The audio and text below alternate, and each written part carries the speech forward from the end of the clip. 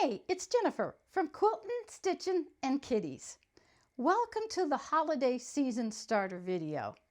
I know Halloween's already gone, but we've got Thanksgiving and Christmas and Hanukkah and Kwanzaa, and I'm not sure what other holidays there are that are coming, but we've got lots coming. And as some of you may know, my husband passed away almost 5 years ago, and the holiday seasons are very hard for people who have lost loved ones because you remember all the great times and all the fun memories, and those are wonderful, but there's like a hole in your heart that nothing else fills.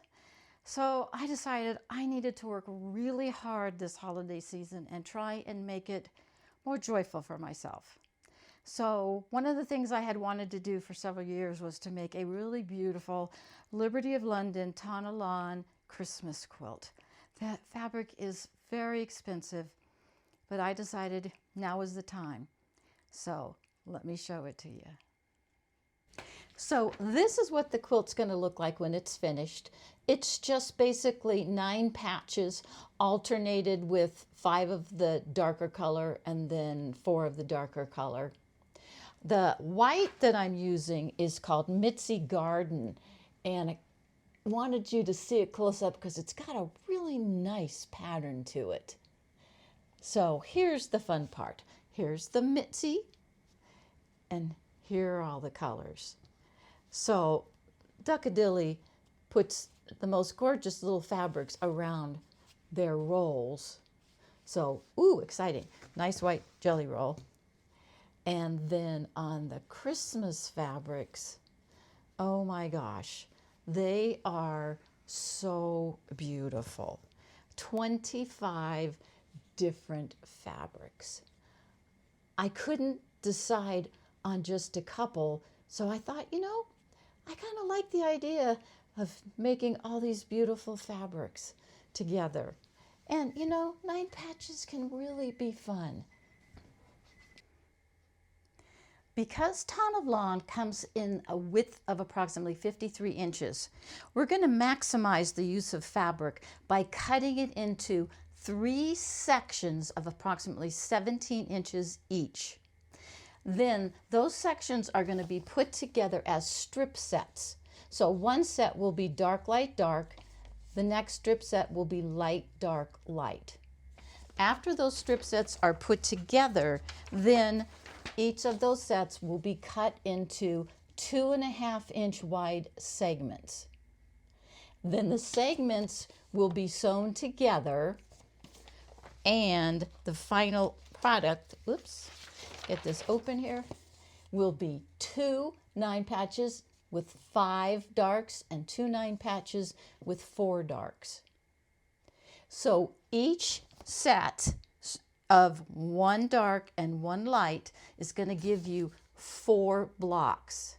Because there are 25 different fabrics and 25 lights, I'll end up with 100 6-inch finished blocks. The pattern calls for a 10 by 10 layout or 60 inches by 60 inches.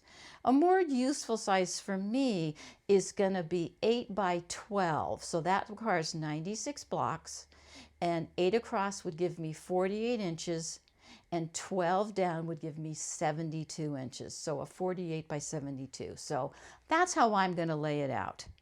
And because we're doing this in strip sets, it goes together very quickly. I've done quite a few 9 patches like this, but they're so fun to sew, and you're getting to work with all these just incredibly beautiful fabrics. I mean, look at these fabrics. They are so pretty, and this is a really gorgeous Christmas one. So because this is a big Christmas present for me, and I'm trying to do it to make myself be more joyous in the season, I went ahead and I bought my backing, and it is actually one of the fabrics that's in the quilt. I believe it's called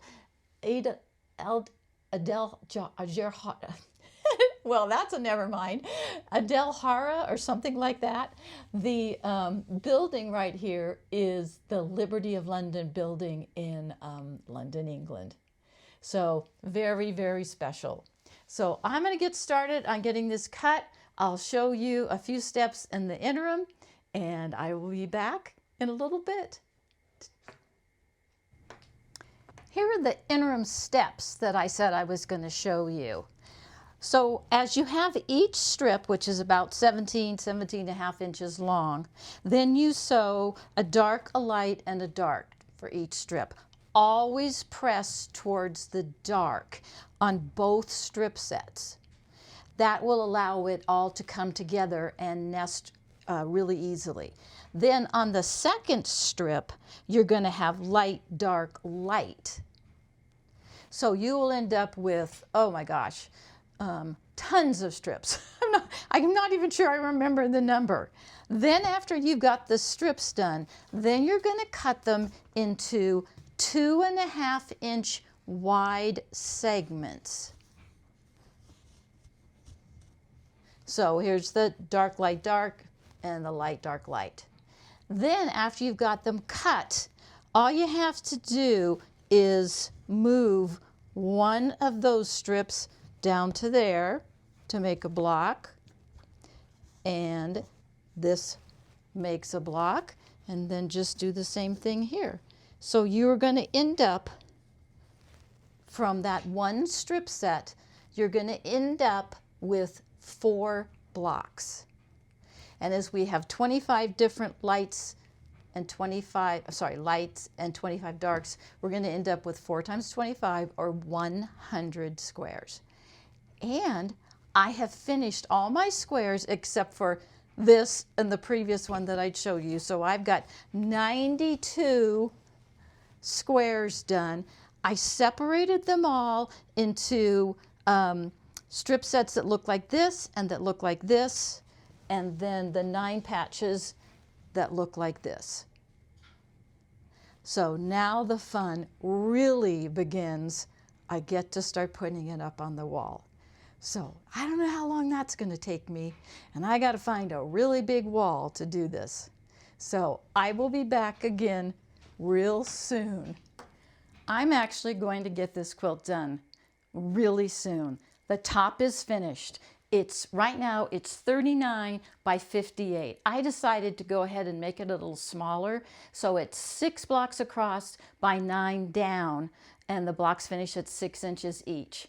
And I now have, that took 54, so I still have 46 blocks left over. So I've got another project in mind to finish using up all these beautiful blocks.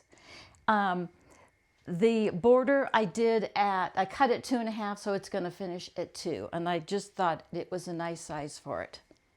So I'm going to get this quilted. I'm going to show you my quilt frame. Be right back. Here's my little handy quilter machine. It's actually called a mid-arm, I believe. It's called HQ Simply 16. It has a 16-inch throat, so you can probably quilt about 13 inches altogether.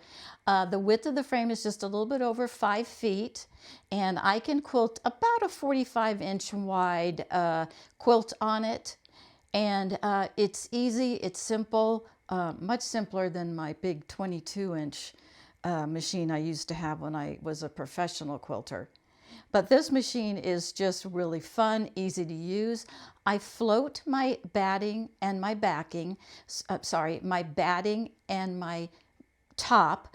And so all I have to do is lay the batting on, stitch it across to hold it, and then lay my top on, and I'm ready to start quilting.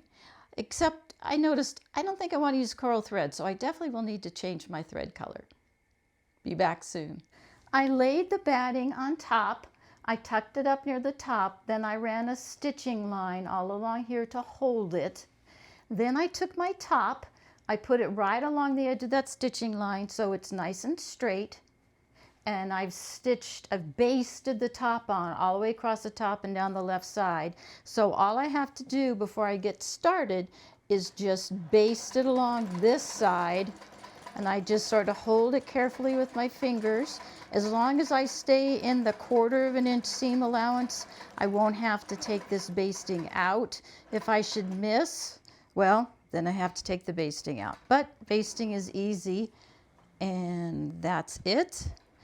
And now I'm ready to do my design and quilt. So it shouldn't take me long. It's only 40 by 60. See you later. Thanks to my little handy quilter, I got this done in about 3 hours, which kind of surprised me. I thought it was going to take longer than that. So it's got that beautiful fabric on the back. It feels like silk. I put wool batting inside so it'll be nice and warm. Oh my gosh.